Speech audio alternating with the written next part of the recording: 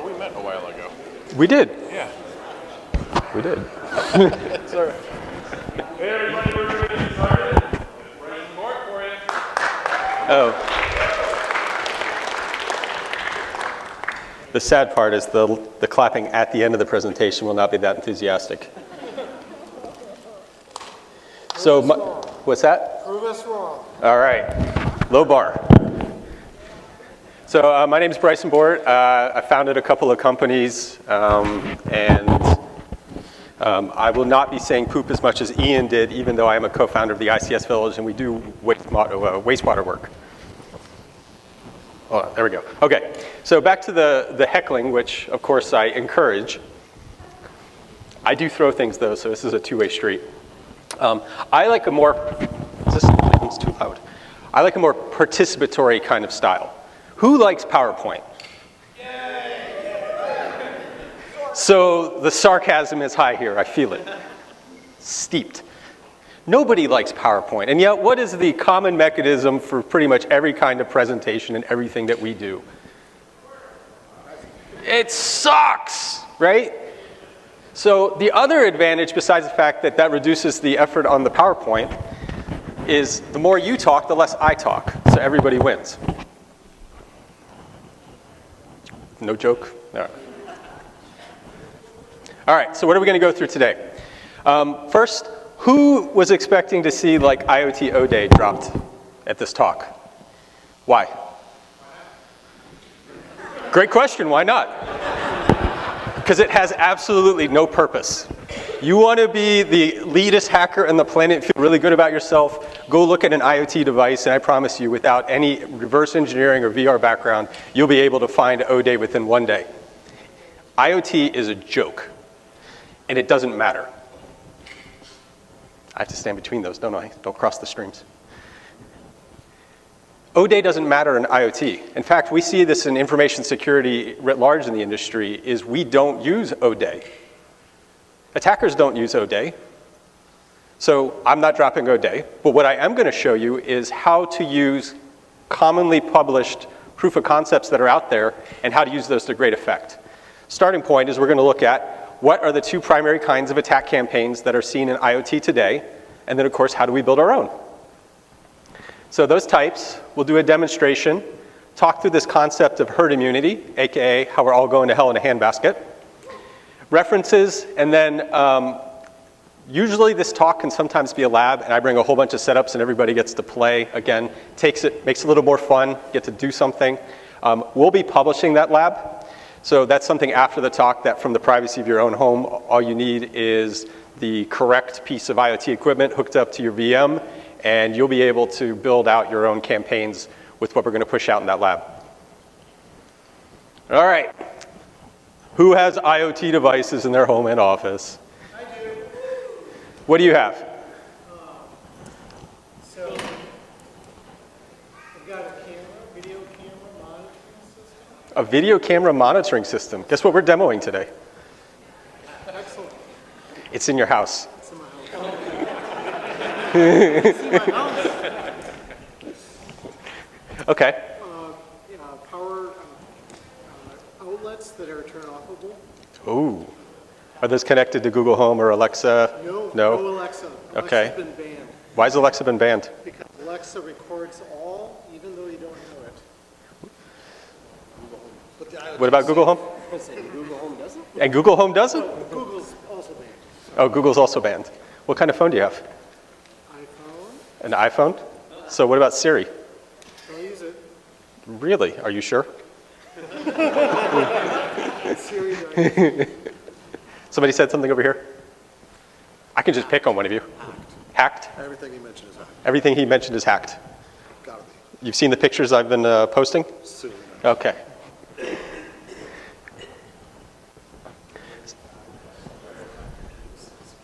I can't hear you. And he waves his Apple device like that's the magic key to security.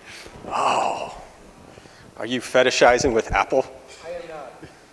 Okay, he's not, he says. Question is, How many other Apple devices do you have in your house? See, I can repeat Watch. things. Got my earbuds. Earbuds and a watch. Are you wearing your Apple Watch right now? How many different things is that collecting? all kinds of stuff. Biometrics. But you're okay? Biometrics, all right. So first of all, biometrics from a security perspective are a joke. But, all right, this is going to tie into this talk, so I promise I'm not completely going on a tangent, although I have that crazy look, and most of you who have never met me before are like, what the fuck is with this guy? I get that a lot. That's the reason half the room went up to that 215 thing. It's like they're safe up there. Data is what we are concerned about, right? Our data security, our data privacy, that's our fear. And the risk of IoT is, how does it affect that? And this is where most folks, again, the IoT O-Day piece is not the point because, one, that I don't need it, and two, like, unless I'm Brian Krebs and you're DDoSing my website, like, none of you actually, like, really see the threat to what this IoT is doing. And so that's part of what we're going to demonstrate here. And so we're going to have a model smart house. It's actually his. And what we're going to do is we're going to show how getting in, because it's not like I'm going to target him or I'm going to target you or anybody else who makes awkward eye contact with me. It's going to be a question of how do I go after multiple hundreds, thousands, tens of thousands of devices at once, scoop them all up into that net.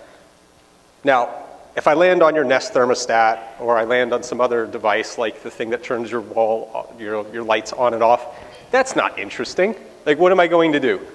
Play with the lights? Like, I'm glad I spent the money to develop that hack for 10,000 lights to go on and off. I mean, unless it's Christmas and I'm doing it to the Trans-Siberian Cyber, you know what I mean? What? TSO. Thank you, TSO. Unless I'm doing it to TSO because I'm really weird, nobody cares. So how do I get to things that I do care about?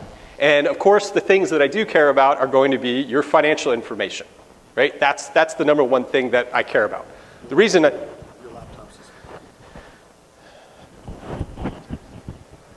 you'll just be stuck with me until I finish the tangent. So that's that one thing I care about. But the reason I went on the tangent about the Apple Watch is that Apple Watch is biometrics, right? That's starting to touch to the literal heartbeat of who you are.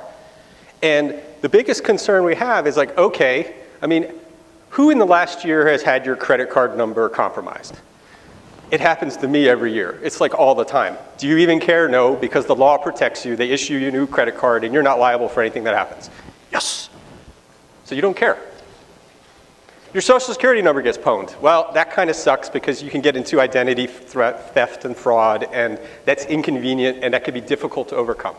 Did you know that the US actually has a law limiting the number of times you're allowed to be issued a new social security number? 10 times.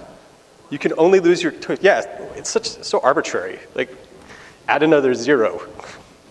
But yes, 10 times. You're only allowed by the law to get a new social security number 10 times. So, difficult. I have yet to meet anybody who has bumped into that, but sort of a random little thing that's out there. Kind of like the way sodomy is banned in some states. It's like, who cares? But the point back to the PHI is your PHI, and I'm going to point to Bo Woods who just walked in, Biohacking Village. Your PHI is unchangeable. Who you physically are, you can't change that. Your medical records, your biometrics, like what you are, those pieces. And again, if you want a lot more information on that, I encourage you to Mr. Bo Woods, Biohacking Village. That's a risk you can't ever come back from. There is no remediation to that information being spilled, which is why PHI records out on the dark web, because I have to say dark web because that sounds a lot cooler than just random criminal enterprise, go for 5 to 100 times as much per record as financial records. Because once I've got it, it's indelible. I own it and I have it for forever. I say I a lot just because my career is offensive, not because I'm actually a criminal. CES 2000. Who's been to the Consumer Electronics Show before? What was your... You used to live in Las Vegas. Yeah, and I can't imagine why you don't live there anymore. I'm here for work. Do you live here now? I maintain my residency in Las Vegas. You maintain. Why is that? taxes, like to proxy my mail, like, all kinds of. I'm here for the work. Okay. But I've been to CES numerous times. And what was your impression of it? It's for consumers. It's for consumers. Yeah. So how much have you seen about security at CES? None. None?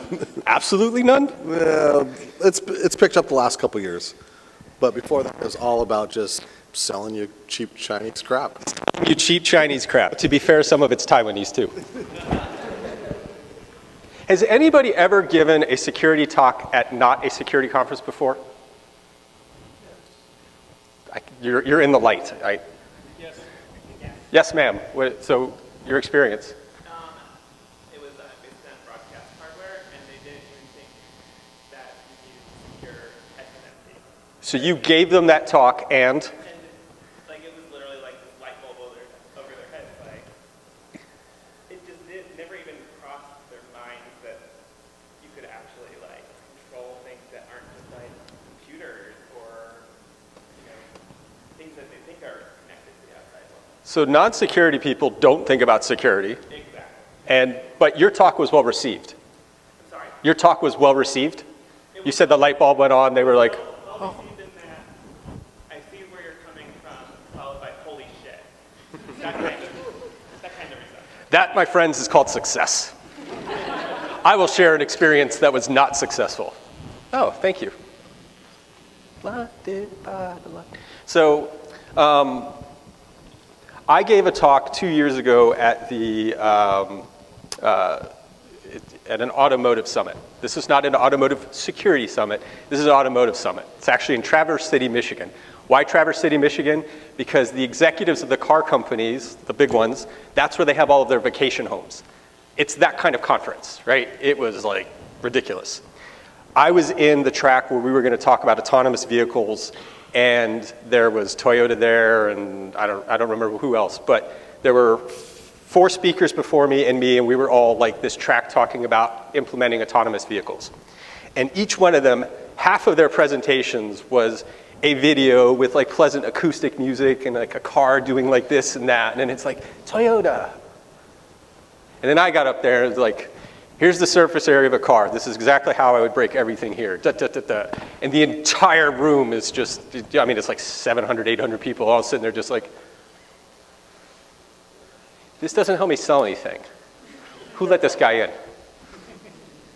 I learned after that to adapt my talking style. When you're talking to non-security folks, there's very much a kind of what is their motivation. And we see this in IoT. The purpose of IoT is to push something that is Chinese or Taiwanese, apparently it's a country thing, push something electronic and cheap into your home as quickly as possible because most consumers just are like, oh, I can't wait, I love having an Apple on my wrist. And are completely ignorant of the risk. So, at the Consumer Electronics Show 2018, I walked the floor with Rob Pegararo for an article for Yahoo Finance. And we basically were doing the shooting fish in a barrel. We went to each of the IoT exhibits and we're like, started asking security questions, and the salespeople would look at us blankly until somebody from management would realize what was happening and come over and pretty much kick me out of the booth. This is a Shadecraft umbrella. Shadecraft has just about everything you could imagine in it. I think it has 5 different wireless protocols. It follows this. I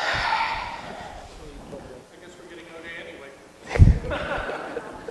That was good. Who said that? Oh, you get a high five.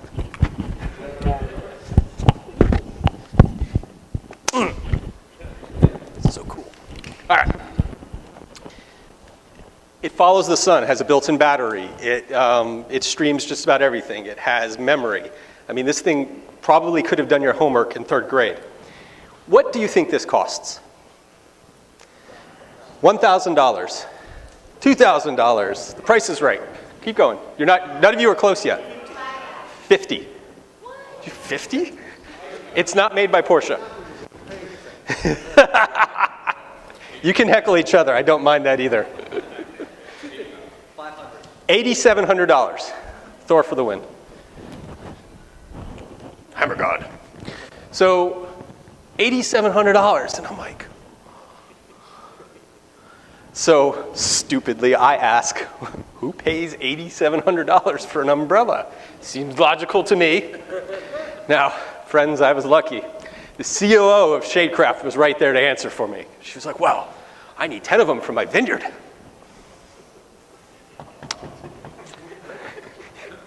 I don't know what the 1% of the 1% of the 1% is, but I got to meet it that day in person.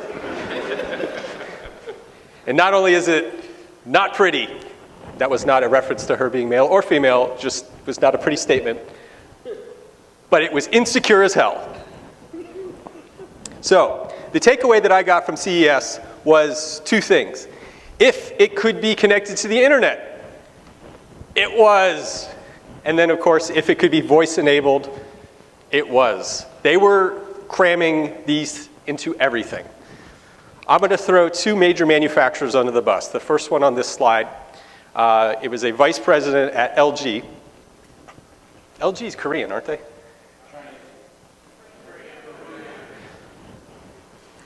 Asian.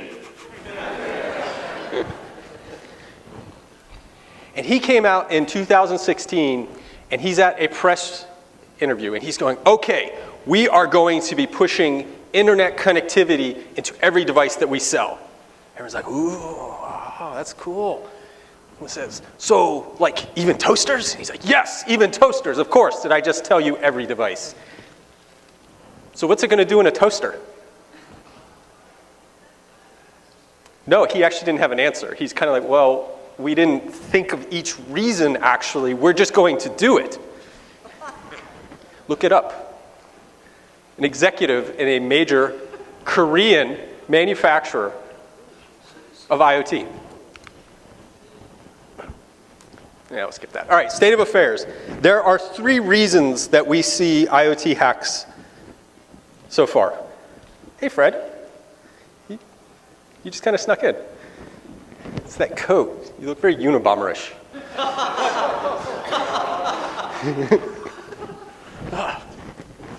It's a good thing I'm friends with him. I'd be worried. Distributed denial of service, ransomware, and cryptojacking. Guess what? We don't see cryptojacking as much anymore. Why? Because crypto tanked. Turns out that stuff was only worth what it cost. Distributed denial of service. So we saw this. Do you remember what happened to Brian Krebs? Yeah? What happened to Brian Krebs, Thor? Well, his house got swatted and his website got DDoSed. His house got swatted and his website got DDoSed. Really? I used to. Oh, okay. Where does he live now? He doesn't tell anyone. Oh, I was just, that's called fishing for information. That's what I'm doing. Really don't know? You're sure? Okay. Wait, somebody else knows?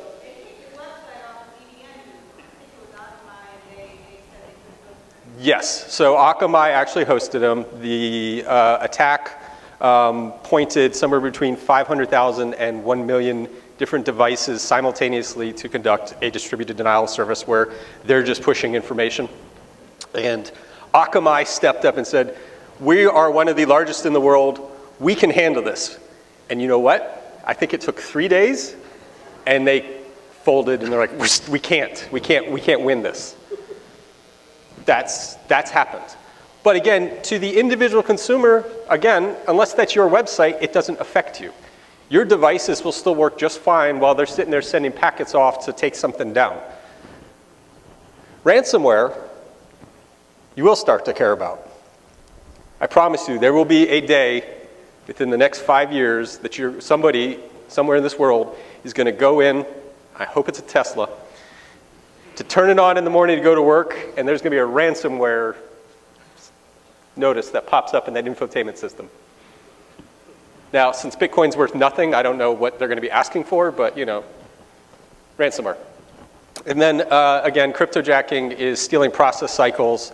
Unless it's poorly built, the cryptojacking ransomware isn't actually going to affect much because they try to kind of keep it in a percentage of CPU utilization that is not going to affect or harm the device. But this is what we've seen. And other than ransomware, which is still fairly rare for consumer devices and what we've seen, there's nothing on here that you actually would personally care about. You can get his naked pictures from me. Like that's already available. You don't want them? Yeah, this is a problem of supply and demand, isn't it?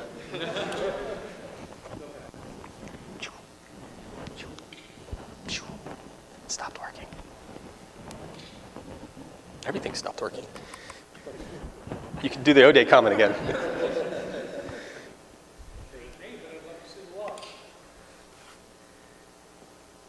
There we go.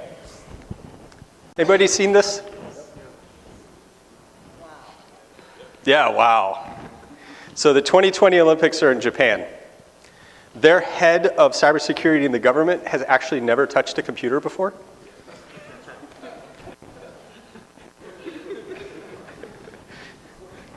What could go wrong? So they came up with this plan. We're going to go and secure everything in the entire country by hacking it.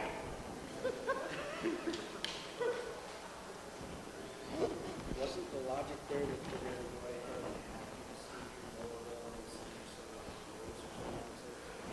go ahead and Somewhat like that, right? That, in summary, they're going to do the two different kinds of attacks that we're going to talk about because, again, you don't have to do a lot of exploitation to accomplish that, particularly since most IoT devices have default passwords and default credentials.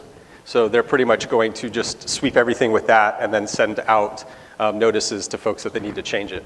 But they are potentially, because nobody's seen the details of the implementation, it's just fun to have this like shocking statement, which could potentially include them trying to exploit their own citizen devices to make them better. So here's a funny thing. Do you know what is strangely illegal in Japan in this space? I know that with Japan, that completely opened it up to a lot of really strange things. Nothing to do with porn, just saying. Did you know that owning malware is illegal in Japan? So here's the funny thing. You, as a private citizen, if you are hacked and somebody put malware on your device, you broke the law. If you're a security researcher who has malware in a library, I know it's what happens. You made a sound. You thought I only tortured that side. Comes over here too. A security researcher who has a library of malware that they are studying, that is also illegal. I know, crazy. Japan. Is Germany? I don't know it's stringent. I'm certain. Yeah. But I do know there was a researcher arrested in Japan in the last month because he was researching malware and the government came and arrested him. But they pixelate porn, so everyone's safe. Yeah, exactly. I feel like that's something you could introduce in your movie, Mr. Bowoods, later. Okay. Okay, so two kinds of attacks that we've seen, Mirai and Reaper and IO-True. The two approaches, which is the reason that we don't need O-Day, is that IoT devices today are shipped with default credentials. 95% of devices are shipped with default credentials. 95% of statistics are made up on the spot. That's a fixable thing. And the problem is, of course, we go back to that challenge of we have user lack of knowledge. Users aren't changing those passwords. And as we're going to demonstrate here, some of these devices don't even let you put in strong passwords. The other one is that even with responsible disclosure, end days. So researcher finds a problem, notifies company. Let's say company, even within a reasonable time period, creates and pushes out a patch. When's the last time you applied patches to your IoT devices? It's been a while. What are you looking at?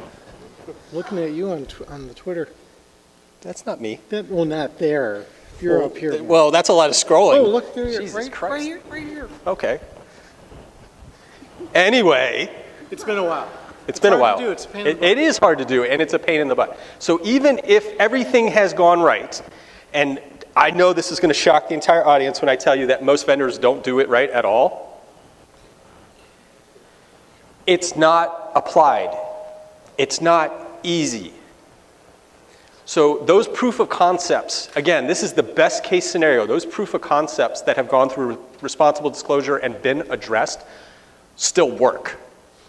And so that's what IOTroop did, is they created a library of about 60 to 70 different end days. They just enumerated fingerprinted devices around the world. How hard is it to enumerate and fingerprint devices around the world? Shodan! We're going to show census. But yes, there are entire websites that do the free open systems intelligence of fingerprinting everything for you. So all you have to do is go find the proof of concept or start at Shodan, look at how many of these things are available and just match them. They give you the IP address. All you have to do is put a script and you have everything. Yeah, oof. That's what we're going to show. It's kind of cool, right? So we're going to take a quick aside. The follow-on to this research, what I'm not going to go through today, is, so I've given this talk, and I gave this talk at DEF CON last year, and I created follow-up research, and I pitched it to a couple of conferences, and I can't tell if it's not you, it's me, it's probably me, but what I came up with is, so we're going to show how to capture all these devices throughout the world, and we're going to show the really easy ways to do that.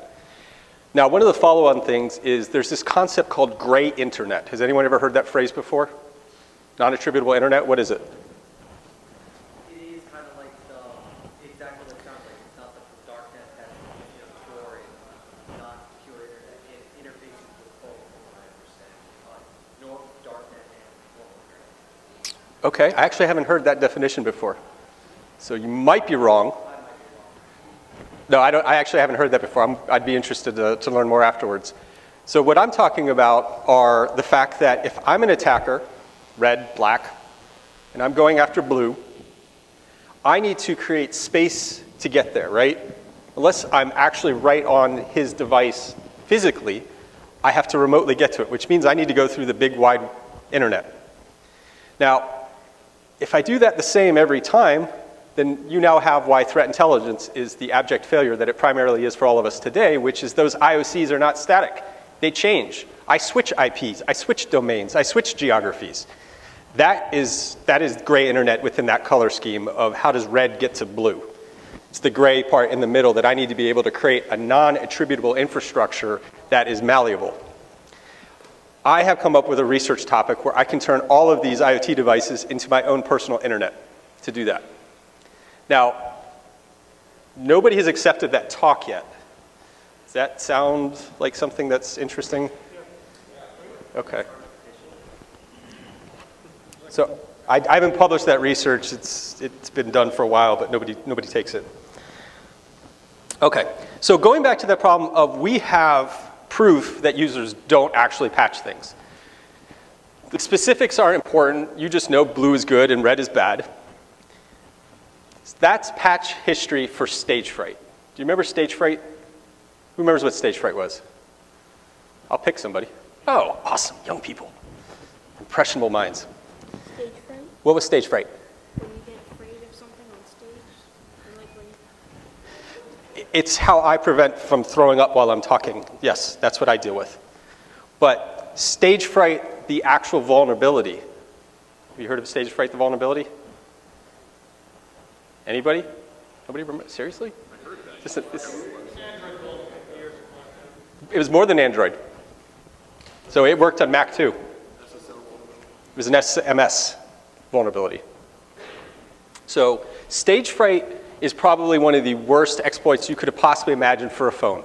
All I have to do is send you a text message and I have your phone. You don't even have to open the text message. Like that's in terms of, you can talk about how valuable CVSS is, which is the critical vulnerability scoring system, and whether that's meaningful or not, but that's clearly, crank that to an 11. Like it can't be any worse for a phone. We carry our phones with us all the time. Even during the most interesting of talks, we are on our phones.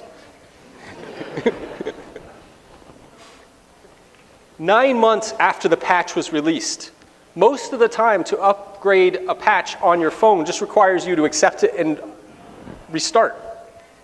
That's across the world how much of the world was not patched to probably one of the worst things of all time in the most convenient patching system of all time.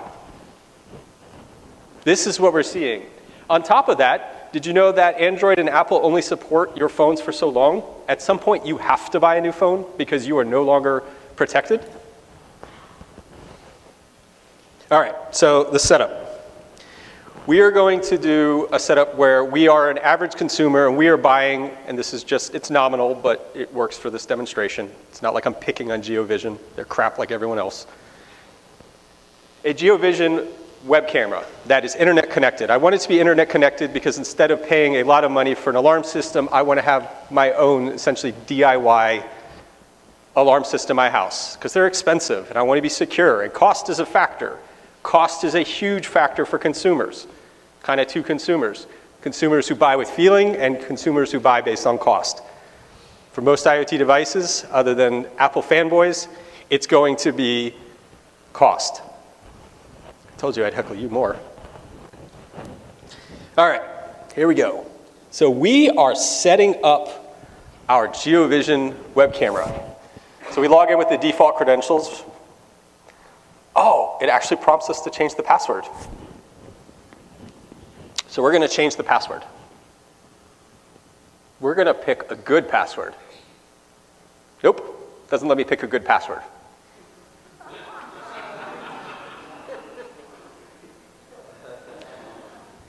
Okay. Nope, nope, all right, here we go. So our password is applesauce exclamation point.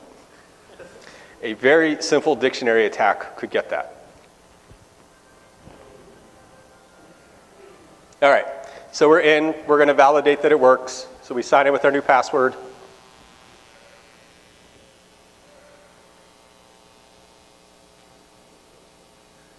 Of course.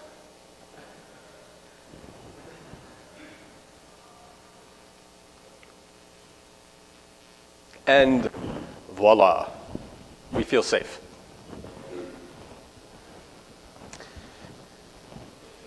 Who knows how a dictionary attack works?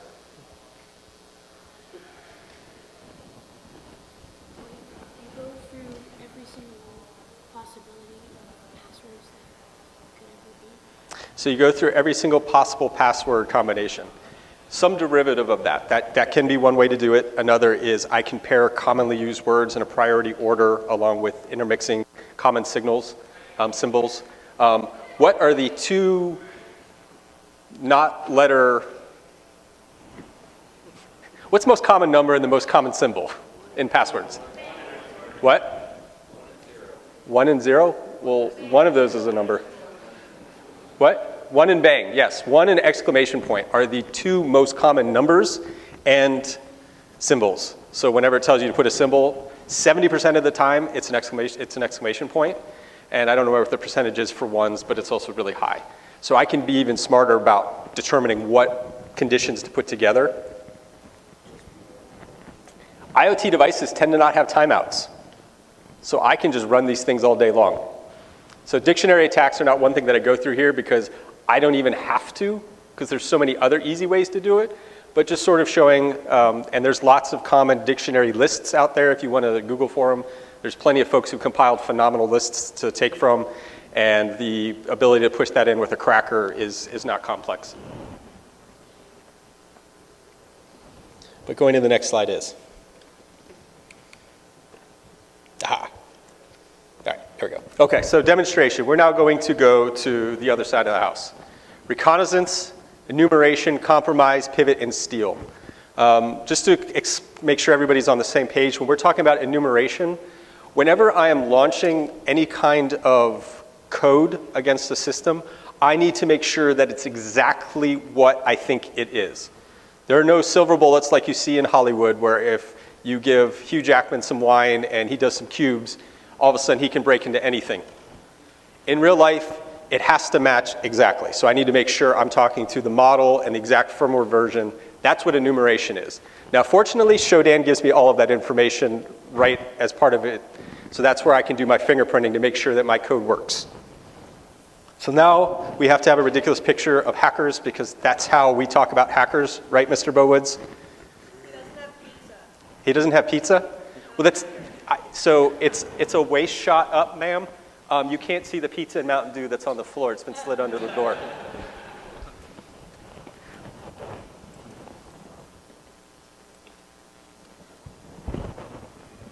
All right, so we are now the hacker, and what we're going to do is, first of all, we are going to take a look at, like I said, we're going to use census. It's the same thing as Shodan. And we want to look for these devices. So in this case, we already have a proof of concept. Actually, the proof of concept is also Asian made. It's available on GitHub. I'll be publishing the link here in a slide. Like I said, all of this stuff will be coming out in a published lab, which will include a README and the ability to conduct all of this with the scripts and everything in your own house, safely. Safely, in your own house. Not leaving your house, in your own house. So we have a list here of all of the different GeoVision cameras that are available in the world, and at that moment there were 2,700 available with that particular version that were vulnerable. So with one quick little look, we've already found 2,700 devices.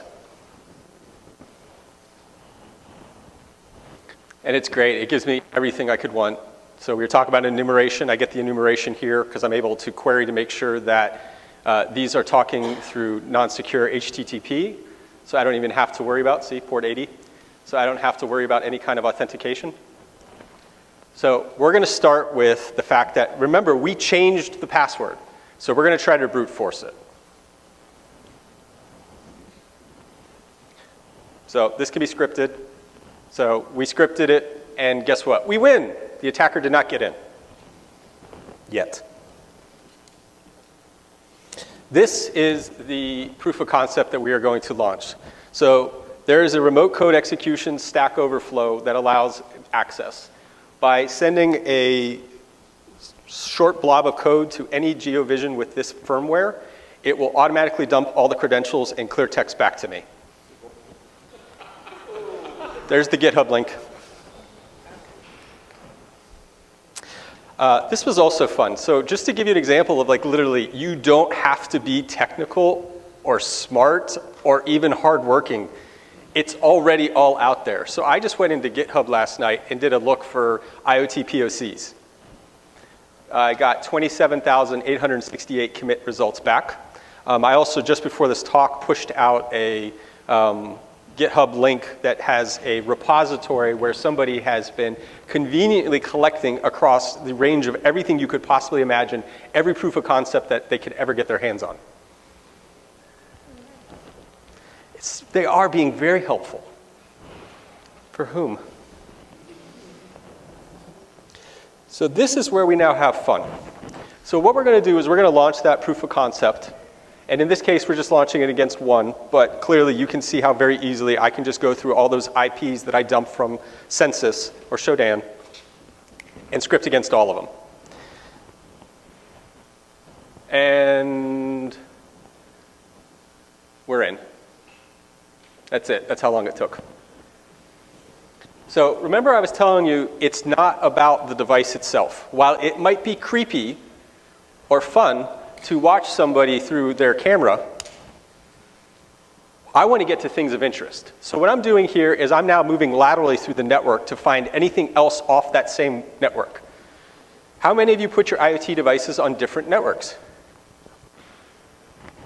Thumbs up. The rest of you.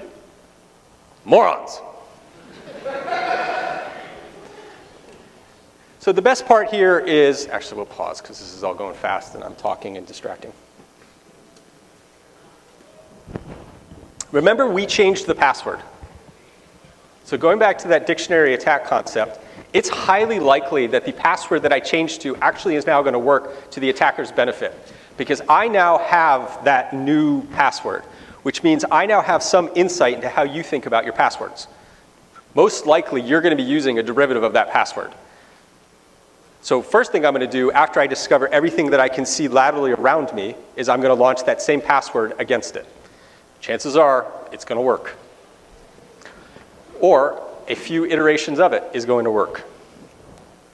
So what we got here is we did that, and it went by pretty quickly, but let's go back. We found a window share. Of course, I'm not interested in other IoT devices other than that it might help my persistence. But I do like seeing a window share, because now I know I'm on a computer. What do you do on your computer? Again, that's not a porn thing. Please don't go there. Taxes, banking, insurance, everything is on your computer that you're doing. So we're going to try to get into that. If this is in an enterprise IT environment, of course, now I'm looking for those kinds of file servers or credentials to be able to go for like domain access. So we're going to establish access into that window share we're in. We do the classic first thing, which is I sweep the whole directory so I can look for things of interest. And then what the script does is I just go in through that directory and I pull out what I might care about. But first, we're going to start with the funny stuff. So we're going to steal the pictures that are in the GRIMM house. What kind of pictures did we get?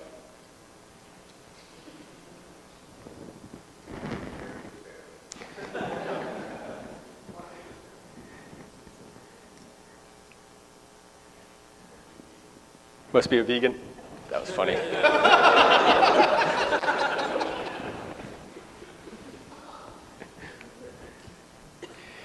The Mystery Science Theater 3000 thing does work.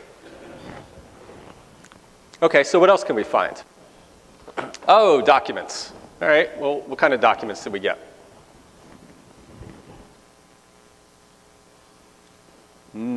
Stuff. Oh, that would be all the passwords. That's cool. Thank you. Taxes. I like taxes. What do we get with taxes? I now have your routing number and your bank information, and I have your tax forms, which means I have your social security number and all your PII. Cool. That's why IoT security matters. It's not the end devices themselves, it's the connectivity to it. And even the really smart folks here who are on segregated LANs from the IoT devices they have, which, by the way, best practice, good job. The introduction and the increasing introduction of IoT devices in our community, our country, is overall leading to, we're going to skip ahead to this problem. Has anybody heard of the concept of herd immunity? Wow, you guys have all the answers up here. Well, yeah, so, I mean, even if, and I've used this in businesses too, so. No, you haven't. It's my idea. Okay.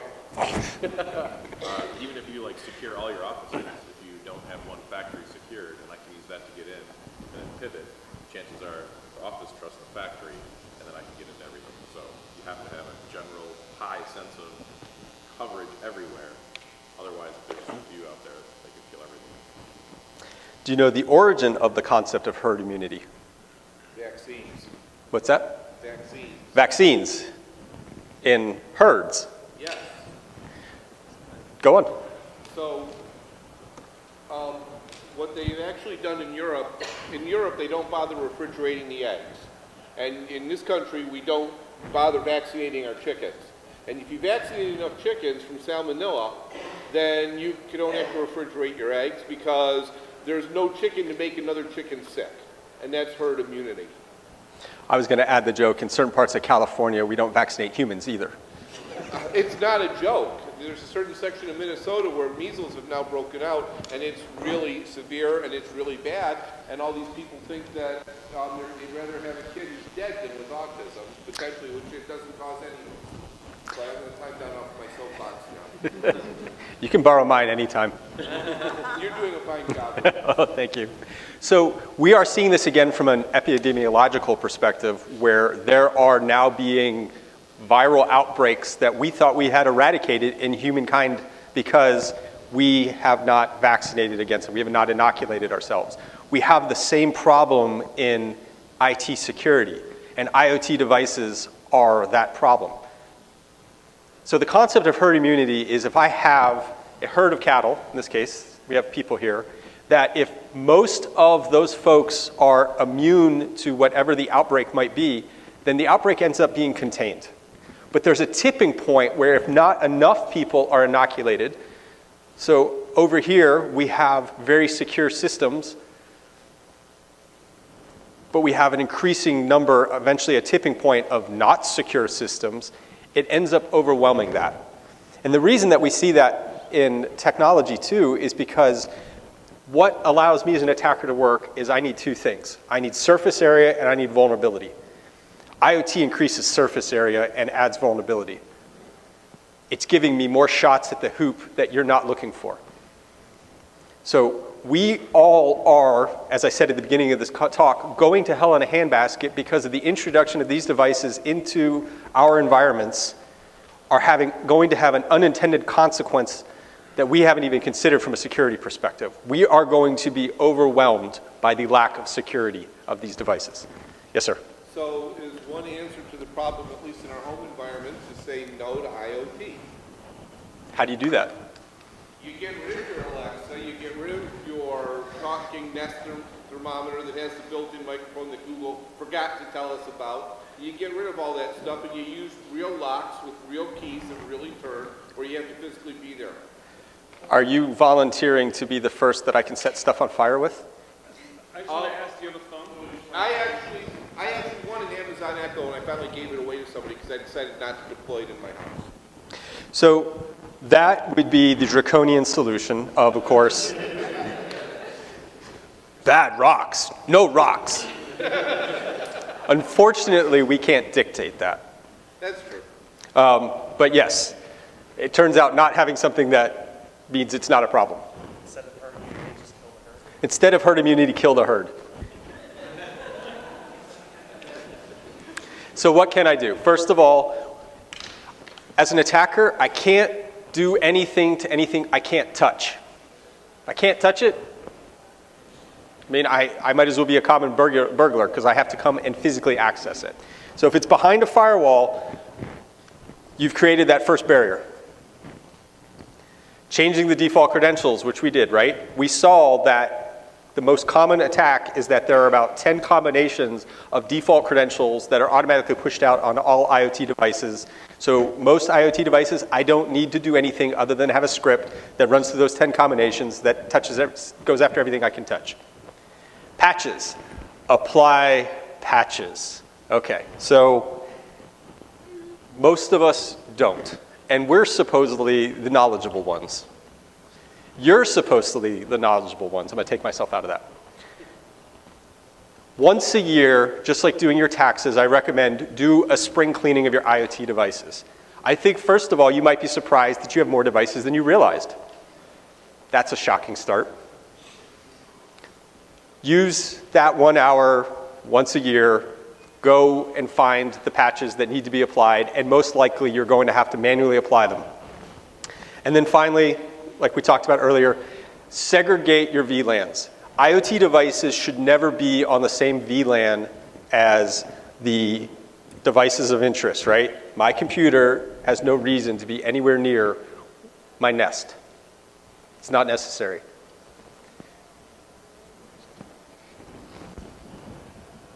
All right, so call to action. Other than the draconian, let's burn them all with fire. 1, manufacturer accountability. There is no accountability, I mean, literally in this industry at all, right? I mean, this isn't even an IoT problem. Who gets in trouble whenever something happens? Anywhere. The owner, but no one else. When has that happened? No, in other words, the companies don't have any accountability, but if you own something and your stuff gets hacked, you're in trouble. Yes. Turns out if you're the one that's screwed, you're the one that's screwed. Stick around, more wisdom. Designing for the security lifecycle. It is preposterous to expect that a device is going to be 100% secure on day one. Never has happened, never will happen. There is no device on this planet that is ever unhackable. Literally, there is no way to make something unhackable. It's impossible. This is even a cost thing. It can't be done. There are so many ways to compromise something. It's just a matter of resource and effort. But time. That's what I meant by effort. Effort, time. Effort, time. They're both resources. And they're both resources. So instead, Manufacturers should have a public vulnerability disclosure program so that independent security researchers such as ourselves who don't live in Japan won't go to jail. They should be required to respond within a timely period to any of those things, so triage and response within a time period that makes sense. And then a convenient way to safely and securely push out those patches to the consumer. That's the call to action that I think we as experts need to advocate for and we want more of.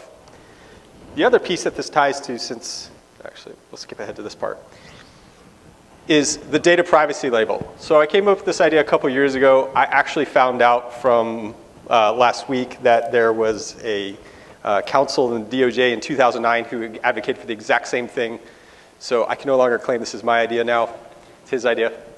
But why is data and how our data is protected and managed buried in end user license agreements that are longer than most theses?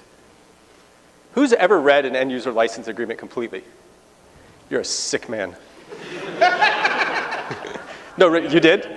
Did you know? And you didn't understand it. So I gave a talk, I gave a boot camp on technology to a bunch of lawyers 6 months ago. And I asked the group of lawyers the same question. They were like, no, we don't understand it either. It's like, it's meant to be obtuse. It's meant to be so you don't read it. It's meant to be so you do what we all do. Click yes and agree. Why? Why is that acceptable? We can narrow it down in a very simple, easy to use way how that data is being secured and managed. So anybody can read it. So I told you I was going to throw one other company under the bus. This one is, I believe is Vizio. So it's dumb to be smart. This was, I want to say, a month and a half ago. An executive at Vizio said it's actually cheaper to sell a smart TV than it is to sell a dumb TV. Why do you think that is? You've used up all your... Sell everything it collects. The new revenue model is your ignorance. Seriously. And there are consultant companies that have been publishing this for the last 4 years, how they can monetize everything that you're doing. 2015, McKinsey published how to monetize the data that your car provides. Car manufacturers are already looking how they can get more out of you from you just buying the car. How much gas is in it? Where are you? What are your driving habits? How fast are you driving? When do you go in for maintenance and where do you do it? Smart TVs, exact same way. A more complex TV is cheaper for the company because your data is subsidizing it. References for more info. Co-founder of the ICS Village, which is a nonprofit. We do education awareness around industrial control system. How many of you have ever seen the ICS Village? That's actually where I know you from. So we are free to the public. We come to different conferences. Hint, hint, BSides, NoVA, wherever Sophia went. We'd be happy to come here. I mean, we're based locally. The IOT Security Foundation, and then also Mr. Bo Woods, I am the Cavalry.